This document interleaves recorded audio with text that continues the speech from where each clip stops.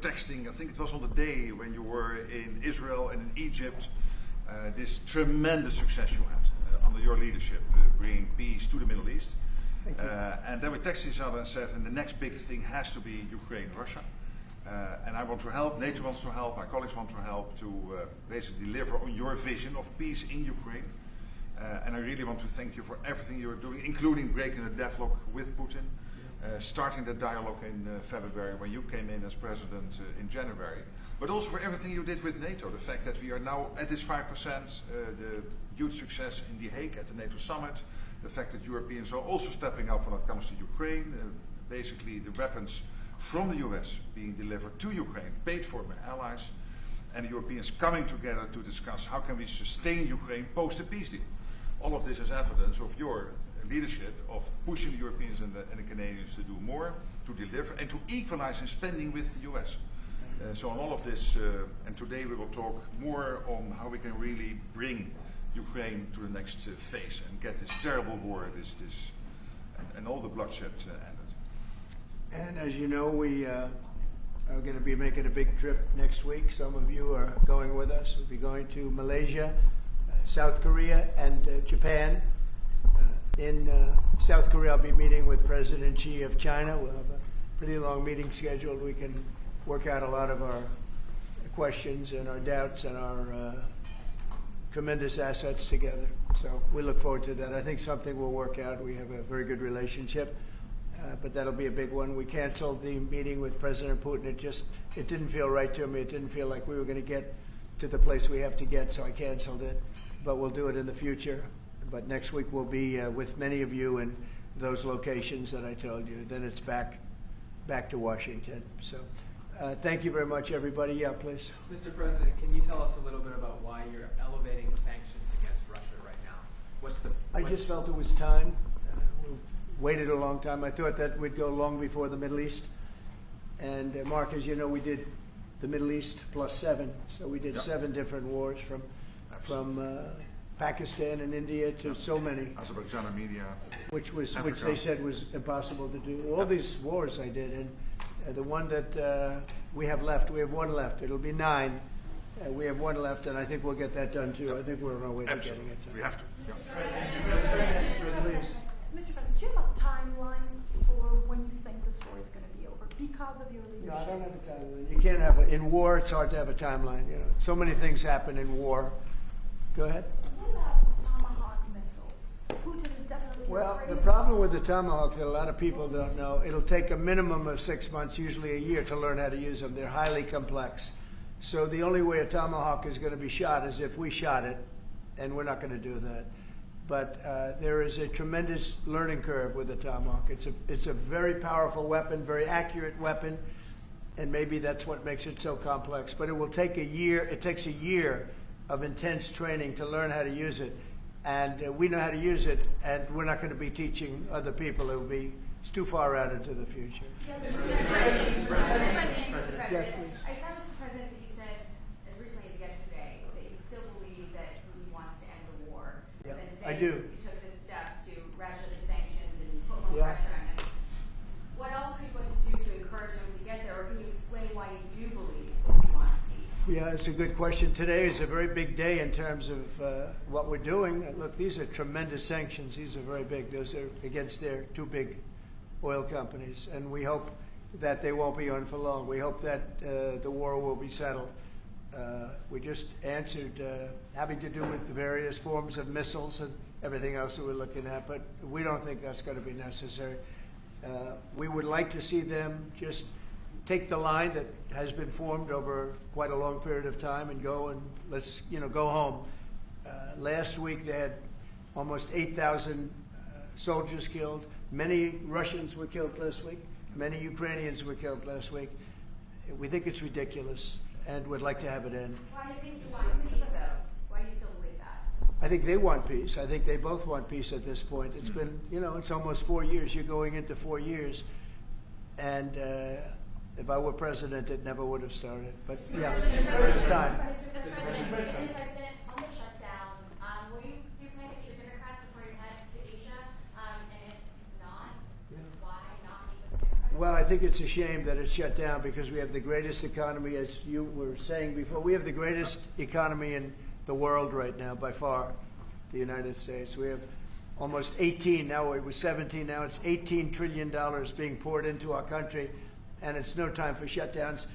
I don't think it's affecting what we're doing, but it's too bad for a lot of people. We have a lot of good people that aren't working right now that should be, and it's because the Democrats want to try and renegotiate a deal that they had negotiated. They want $1.5 trillion given to illegal immigrants who came into the country, and it's going to hurt the health care of citizens of our country that have been paying into it, that have been working hard for it, that really deserve it.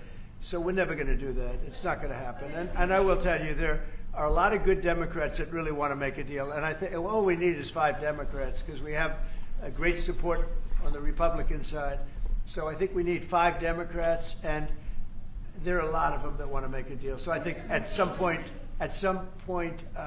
common sense will prevail. Yeah, go ahead, you can finish up. On the drug boat strike in the Eastern Pacific, Yeah. can you explain to us what that was about, how it was conducted? Yeah, who sure. you Well, were? they had one today in the Pacific. And the way I look at it, every time I look, because it is violent, and it is it's amazing that the weaponry, that everyone, you know, they have these boats that go 45, 50 miles an hour in the water. And when you look at the accuracy and the power, look, we have the greatest military in the world. We have the greatest weapons in the world. And you see a little bit of it there. One shot, everyone dead center. And the only way you can't feel bad about it is you realize that you won't feel badly about it, is you realize that every time you see that happen, you're saving 25,000 American lives. Every one of those boats that gets knocked out is saving 25,000 American lives, not to mention the torn up families all over the country. And whenever I see that, I say to myself, I just saved 25,000 lives. I will say that there are very few boats traveling on the water right now. Actually, that includes fishing boats, that includes any other kind of boat. But there are very few boats traveling on the water. So now they'll come in by land to a lesser extent, and they will be hit on land also.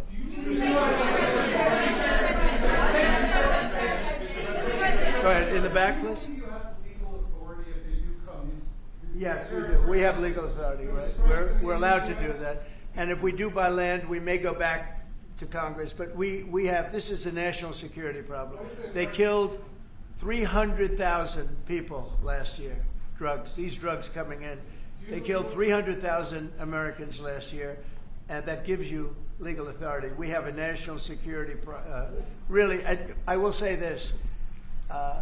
When you look at the people we're dealing with, and we know them, we know the people coming in, we know the boats, we know everything else. We're allowed to do it. It's in international waters. If we don't do it, we're going to lose hundreds of thousands of people. Now, they'll be coming in by land a little bit more because they're not coming in by boat anymore. There are no boats in the water. There are no more boats. We know the boat almost immediately. You know, it's pretty unusual when you see somebody with a fishing rod and 5 engines on the back of the boat. You know, you don't need that to go fishing. Wait. And we will hit them very hard when they come in by land. And they haven't experienced that yet, but now we're totally prepared to do that. We'll probably go back to Congress and explain exactly what we're doing when we come to the land. We don't have to do that, but I think, Marco, I'd like to do that. You may respond to that if you want. Yeah, well, I mean, the question is, bottom line, these are drug boats. If people want to stop seeing drug boats blow up, stop sending drugs to the United States. But does it matter if it's in the United States? Well, these are all in international waters. The Can boat. you do a strike in the United States, or if we're the Well, that's a different matter. Now you're talking about a law enforcement matter. In this particular case, there are people traveling on international waters headed towards the United States with hostilities in mind, which includes flooding our country with dangerous, deadly drugs. And they're going to be stopped. And that's what's happening. And in the case last week, you saw there was a submarine. It was a submarine. It was a submersible. That's a drug boat all the way through. We know what these boats are. The president just said it. We track them from the very beginning. We know who's on them, who they are, where they're coming from, what they have on them. You know, if you're running drug boats, you're in grave danger. And drug usage is way down, and drug usage coming from the sea, they call it ocean drugs, a little term that they use, the ocean drugs, is very close to non-existent right now. I wouldn't want to be in one of those boats heading away. You know, they're driving happily to destroy the lives of people, and they end up, that's the end of them. So the ocean drugs and the sea drugs, drugs by sea they call it also, that's almost down to nothing, as you can imagine. So they continue to come in by land at a little bit less because they see something is going to happen. They don't like it. They see something, and they're right. Something very serious is going to happen. The equivalent of what's happening by sea. And we're going to Congress just to tell them what we're doing, just to keep them informed. So we have to do it for national security. We have to do it to save lives. Secretary Bessent said that Vladimir Putin had not been honest and forthright in his talks with you. Just wondering if you could tell us a little bit more about your feelings about that, and also, if I may, to Mynheer Rutte, just your thoughts on whether Ukraine should get tomahawks. Thank you. Well, I think that in terms of honesty, the only thing I can say is every time I speak with Vladimir, I have good conversations, and then they don't go anywhere. They just don't go anywhere. So in that sense, but no, look, he's fighting a war. He's in a war. That's two very competent sides, and that's the way war is. You never know with war, but I would say that it's time to make a deal. A lot of people are dying. You know, they're not Americans, but they're people. They're souls, and they're dying by the thousands. Worst since World War II, and we really should stop it. And to your other question, Yes. Yeah, please. Sorry, to your other question, this has been consistent from this president when we first met again after your re-election in Mar-a-Lago in November. You said we have to stop the killing. This is close to your heart, and this is your vision. That's why this war needs to end. When it comes to tomahawks or whatever system, it's up to individual nations to decide whatever they want to supply to Ukraine. NATO doesn't take a position, but I can assure you this. When the president called me in July and said we want to again send weapons into Ukraine, paid for by our allies, the Canadians and the Europeans, that was an important moment. And that is now taking place, and the ambassador, myself, we're working hard at this. Already a couple of $1 billion of weaponry into Ukraine from the US, paid for by allies. So I'm not going to comment on the tomahawks, but when it comes to the US and all the support for Ukraine, it is there and it is close to the president's heart, and I know this. I will say this, and you know, Mark can say it better than anybody. The European nations and Canada have really pulled together, and it's beyond even that. I mean, it's really beyond that. I was with the Australians, the New Zealanders, Japan. They all. If you want to really add them up, we could really add them up. But NATO, basically, European and Canada, and a lot of other nations, they've really band together. They are not happy about what's happening with Russia and Ukraine. They're not happy at all. Neither am I. Mr. President. Jeff? Sir, just changing this topic slightly. I see you've got the Yeah. model of the White House and the ballroom.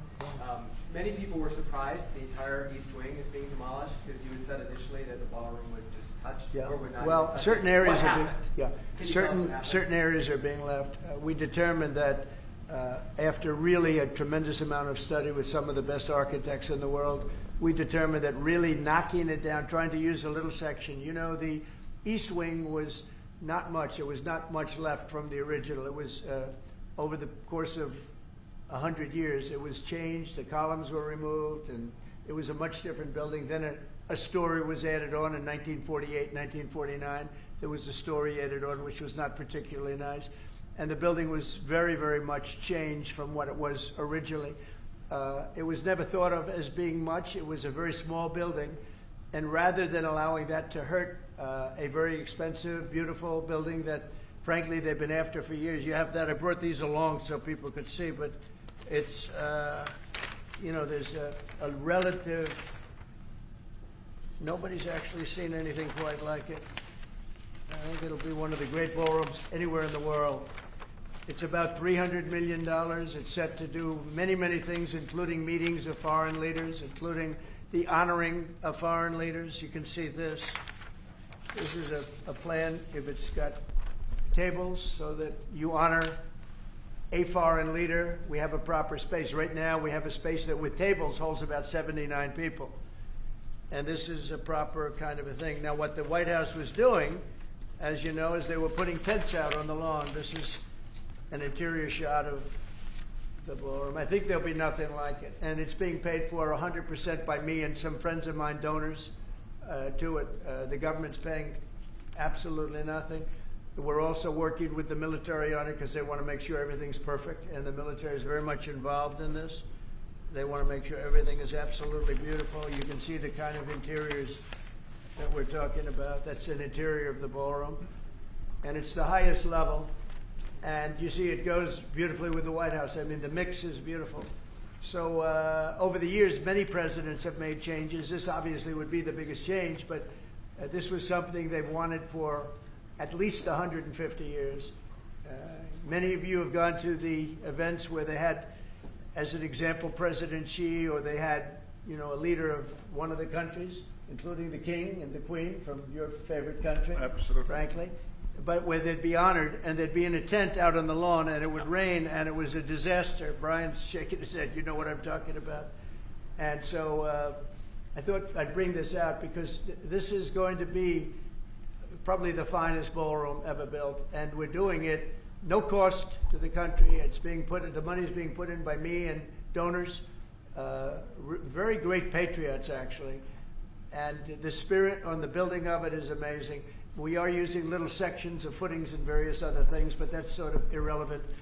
In order to do it properly, we had to take down the existing structure. The way it was shown, it looked like we were touching the White House. We don't touch the White House. That's a bridge, a glass bridge, going from the White House to the ballroom. Then you get into the lobby of the ballroom, and then you go into the magnificent, the main room. And it's something that has gotten incredible reviews. And you're just quickly following up on that. Just quickly following up on that, sir. I just want a quick follow up on that question. Your response to people who say that you haven't been transparent enough about this. I haven't been transparent. That some of your critics feel it should have gone through a I've review. shown this to everybody that would listen. Third-rate reporters didn't see it because they didn't look. You're a third-rate reporter, always have been.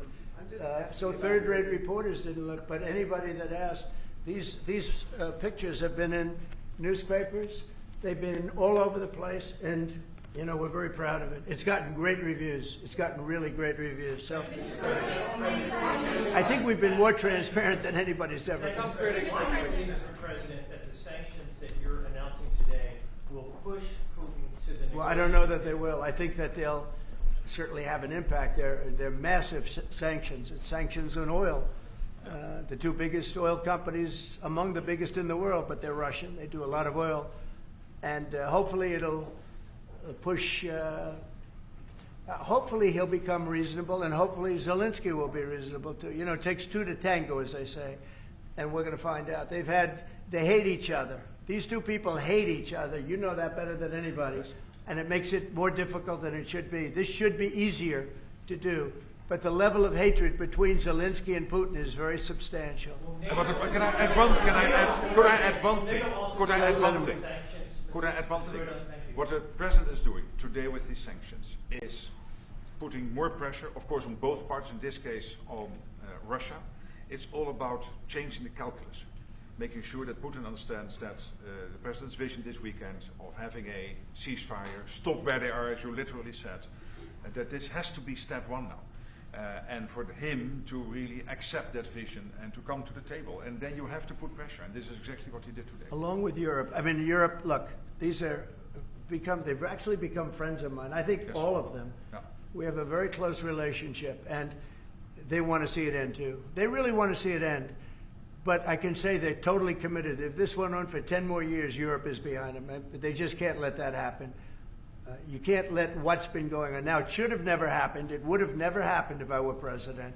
But it did happen. I inherited. This was Biden, a man who was, without question, you take a look at the new walkway, the presidential walk of fame, we call it. Biden is the worst president we've ever had, if he was even a president. The people that surrounded that desk made those decisions. But this should have never happened. It wouldn't have happened. But it did happen. I inherited it. We're going to get it ended, hopefully soon. Yes, please. You had a Truth Social post earlier this afternoon talking about a Wall Street Journal report as a fake story. Yeah, It's fake. sort of Wall Street Journal is fake. So Less fake on financial than it is on gossip. Can you just confirm that my understanding of what's happening is accurate? As I understand it, that story framed it like we had just lifted the U.S. a restriction on intelligence. No, it said that I gave Ukraine permission to shoot missiles deep into Russia. I didn't do that. Second of all, they're not using our missiles. They're using, I think, European missiles or from someplace, but they're not using ours.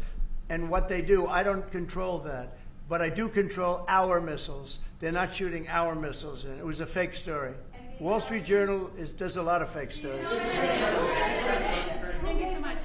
The president of Colombia in a recent interview said that if you won't change, he thinks that people should get rid of you. We're talking about now Colombia, the country, not the university. Yes. Go ahead. He said what? He said that if you won't change, then perhaps you need to be gotten rid of. Do you view that as a threat? Well, he's a thug and bad guy. He's a guy that is making a lot of drugs. We've just, as of today, stopped all payments going to Colombia, the country Colombia. Also, the school Colombia. No, we settled.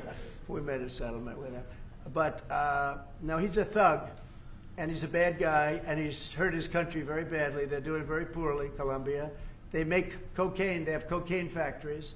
They grow all sorts of crap that's drugs, bad drugs coming into the United States, goes generally through Mexico. And he better watch it or we'll take very serious action against him and his country. His country is, what he has led his country into is a death trap. Please. Has the Secretary General presented his Ukraine peace plan to you? Are you prepared to be chairman of the board of peace? Oh, there is no Secretary General peace plan.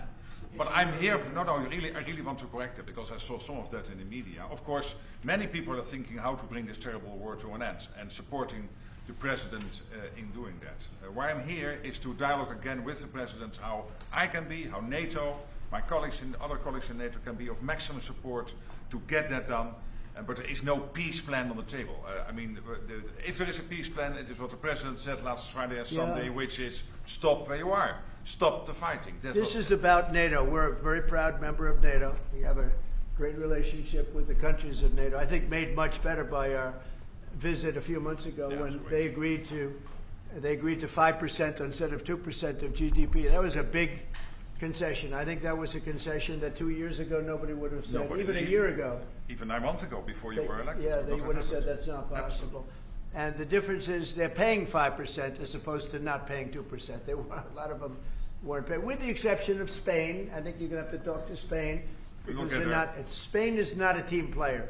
So other than Spain, everybody's 100%.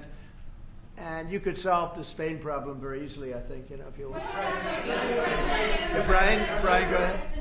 Yeah, go ahead. And then we'll take Brian. Go ahead. The soybean farmers, are they going to be getting support from you soon? Yeah, well, they do.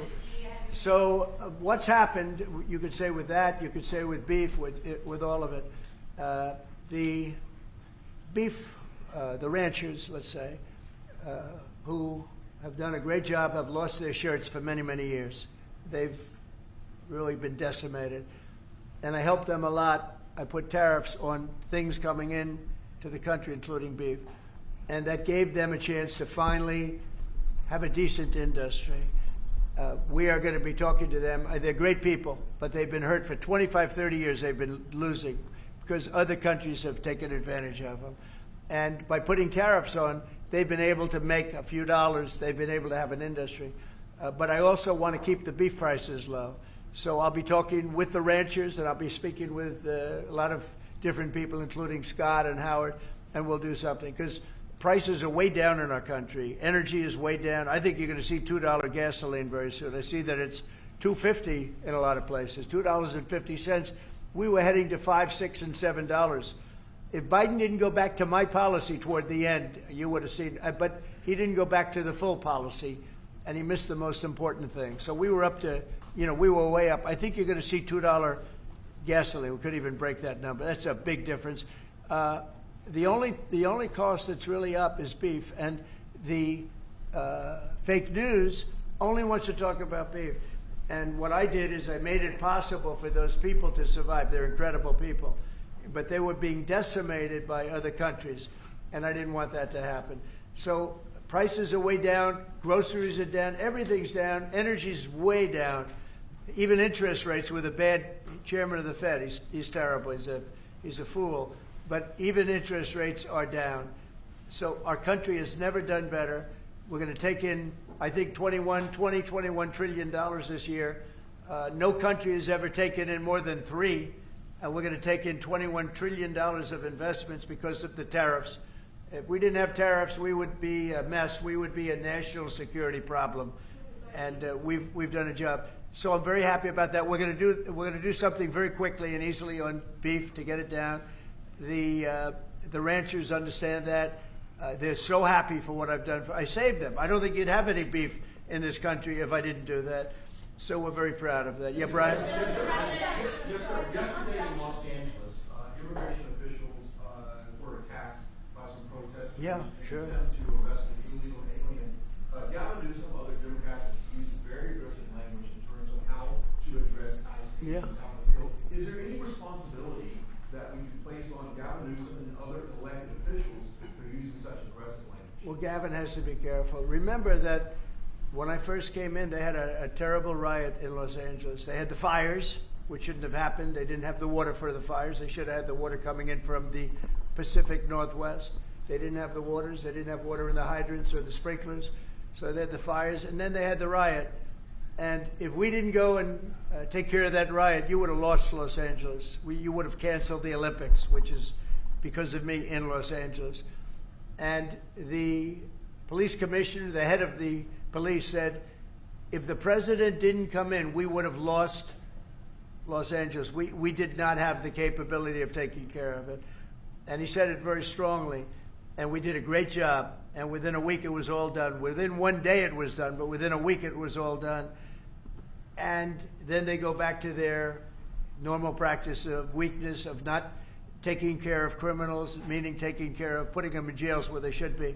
Washington, D.C., and you all are the best people for that, because Washington, D.C. is now one of the safest cities. It was one of the most dangerous cities in the country. Now Washington, D.C., believe it or not, I'm embarrassed to say it in front of you, but Washington, D.C. went from one of the worst, most dangerous cities to you can walk down the street, you can send your child to meet you at a location. Your child is going to be fine.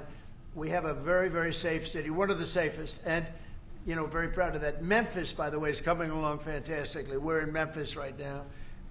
We had the FBI in Chicago. We're doing things. We haven't served Chicago yet. When we do, Chicago will be very quickly a very, very safe city. But if you look at what's happening in Memphis, it's great. But you got to look at Washington. People are coming up to me. People that work in the White House are saying, "Thank you, sir," and I immediately know what they're thanking me about. It's thanking they can walk to work. They would never walk to work a year ago. They can walk into work and they feel safe and secure, and it's beautiful. And I'll tell you what, it's really an honor to add that great ballroom to the structures in Washington. It's going to be one of the great ballrooms of the world, and I think it's going to be something you're all going to be very proud of. As you relate to your meeting that's coming up with President Xi, what do you hope comes out of that meeting? What deliverables? I think we'll make a deal. I think we're going to make a deal on the rare earth is the least of it. Look, the tariffs are much more powerful than the rare earth. The rare earth is a disturbance, but there's a lot of rare earth around. I'll tell you, I've had more calls on rare earth. We've got it. Everybody's. We'll make a deal on, I think, everything. I think we're going to make a deal on soybeans and the farmers. I think we're going to make a deal on maybe even nuclear. President Putin in his call mentioned to me about nuclear, where we do a de-escalation, and I'm fine with that. I think it's good. I think it's a very appropriate thing. We have the most nuclear weapons. Russia's second. China is actually third by a long way, but they'll be even within 4 or 5 years. Too many. And we are talking about de-escalation. That's already being talked about. And I think we'll probably add China into the mix. Mr. President, you asked President Xi to stop purchasing all of that Russian oil that's funding this war against Ukraine. Well, I think I'll be talking to him about it. I think it's a little bit of a different talk. India, as you know, has told me they are stop. It's a process. You can't just stop it. But by the end of the year, they'll be down to almost nothing. That's a big thing. That was almost 40% of the oil. India, they've been great. Spoke to Prime Minister Modi yesterday. They've been absolutely great. China's a little bit different. They're a little bit different relationship they have with Russia. It was never good, but because of Biden and Obama, they got forced together. They should never have been forced together, but they're a little bit forced. But they're by nature, they're not. They can't be friendly. They can't be friendly. By nature, I hope they are friendly, frankly, but they can't be. you should not have forced Russia and China together. And Biden did that, and Obama did that. They forced them together because of energy, because of oil. And so they are closer than they would normally be. I think I'll probably be talking about it. What I'll really be talking to him about is how do we end the war with Russia and Ukraine, whether it's through oil or energy or anything else. And I think he's going to be very receptive. He would now like to. I'm not sure that he did at the beginning. He would now like to see that war end. Do you think she plays an important role, Mr. President? Do you think she plays an important role in terms of inserting himself and convincing Putin, who he speaks to regularly, to stop the war? Yeah, I do. I think he can have a big influence on Putin. I think he can have a big influence on a lot of people. Look, he's a respected man. He's a very strong leader of a very big country. Yeah, I think he can have a big influence, and we will certainly be talking about Russia, Ukraine. Thank you, Mr. President. Liam Cosgrove with Zero. My question is actually for the Secretary General. Yes. Mr. Secretary, I don't know if you've seen this, but polling out of Ukraine shows a massive collapse in Ukrainian support for the war. A Gallup poll had it just 23%. That's less than a quarter. Zelensky came out today praising President Trump's proposal for freezing the front lines of battle as part of a ceasefire. He said that's a good compromise. So people view your coming here as, you're lobbying the U.S. government to continue its involvement in the war. You're obviously lobbying for more NATO weapons to be sent to Ukraine, but Ukrainians themselves don't want to fight the war. So how do you justify that morally? Well, I'm lobbying only for one thing, and that is to make sure that we end this war. And I don't have to lobby the president because we totally agree on this. And this is what he has been doing from day one. Everything he could do to break the deadlock with Putin, get a dialogue going, dialoguing also with Zelensky, and getting this war done. It's crucial. And the fact that the US is now supplying weapons into Ukraine, paid for by allies, is extremely important. And that's now happening since 2-3 months. About 2 billion moving into Ukraine. The war hasn't wound down. Why do you think that'll wind it down now? What do you mean? Do you think more weapons will wind down the war? No, I mean, there's more to be done. So what you need, what the president said this weekend, stop where you are, so basically do a ceasefire and then have all your discussions about territory and whatever. But first, stop the war. This is what you said on Friday and on Sunday. It's a war. I mean, your question's really a fair one. It's a war that should have never started. And you know how I feel about it. But it's a war ended. that should have never started. And we're not selling any weapons to Ukraine. We're selling them to NATO, which is different from before. With Biden, he just gave $350 billion worth of weapons and cash right into Ukraine, and that was so foolish. But we sell them to NATO, and in theory, you can do what you want with them. It doesn't have to be Ukraine, but probably it is mostly. No, what nations are doing now is buying from this program and making sure that the supplies in Ukraine, so Europeans and Canadians. And for example, these are interceptors for the Patriot systems, crucial to protect the cities. Today, again, a Russian attack has killed children, at least seriously wounded children in kindergarten in Ukraine. So we need to make sure that the air defense systems are in place, and we need the US systems to do that, and the Europeans are paying for that. And this is exactly the type of actions we needed, and the President is doing that, and trying everything to get this war to an end, starting with the ceasefire. You can say you're not lobbying believe that Putin wants to take all of Ukraine? I always felt that way. I always felt he wanted to. When I was in my first term, I was I was very close to him, relatively speaking. It was harder because of the Russia hoax. But I would talk to President Putin about Ukraine, and it was the apple of his eye. I'd say it was the apple of his eye. But it would have never happened. He knew the consequences were too great. When we had a rigged election and all of a sudden I wasn't there, he said, wow. I think he looked at Afghanistan, how horribly that was handled, so stupidly. And I think that really gave him a little additional, incentive. I always felt he wanted the whole thing, not a piece of it. But I think now he's willing to negotiate a little bit further, and I think he's willing to make a deal. We'll see. We'll see. We don't want him. We don't want him to have the whole thing. Go ahead, please. Thank you, Mr. President. You have this big tariffs case before the Supreme Court. It's November the 5th. Yeah. You suggested you might actually show up to the Supreme Court? Yeah, I'd like to. I think it's one of the most important decisions we'll ever have for the Supreme Court. With tariffs, we're a strong sound country. We're a nationally secure and internationally secure country. We're a very rich country. Without tariffs, it's a slog for this country, a big slog. I think it's one of the most important decisions in the history of the Supreme Court. And I might go there. I really believe I have an obligation to go there. We are doing so well as a country right now because of tariffs. And you have to understand, tariffs have been used against us for many years, decades. And just slowly but surely hurting our country so badly. That's why we owe $37 trillion.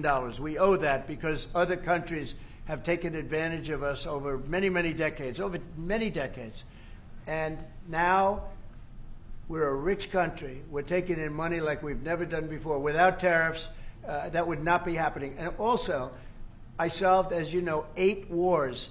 Of the 8, 5 of them, maybe even 6 of them, are because of tariffs.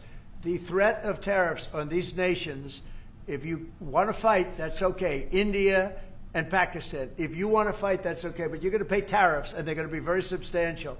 And we're in the midst of a trade deal. And they said, we don't want to do that. 2 days later, they call up, and they're not going to fight anymore. They have peace. But I've done that out of 8, I would say 6 times, 5 times, 6 times. Tariffs are vital to this country. And tariffs have been used against us by China, by every other country, and all we're doing is using them to negotiate fair deals. And as you know, we made a fair deal with Japan, we made a fair deal with all of Europe, the European Union. We made a fair deal with South Korea. These are countries that were taking so much money away from us, not sustainable. And now we're taking in hundreds of billions and even trillions of dollars. If this country is not allowed to have tariffs, if this country is not allowed to have the President of the United States negotiate on behalf of it with tariffs, we are put in a position where we're going to be a third world country. We can't let that happen. I think it's the most important case that we're going to have for many, many years to come. One of the most important cases we've ever had. With tariffs, we're a rich, secure country. Without tariffs, we're a laughingstock. We'll be a laughingstock. And I don't want to have anything to do with that. Thank you very much. Thank you.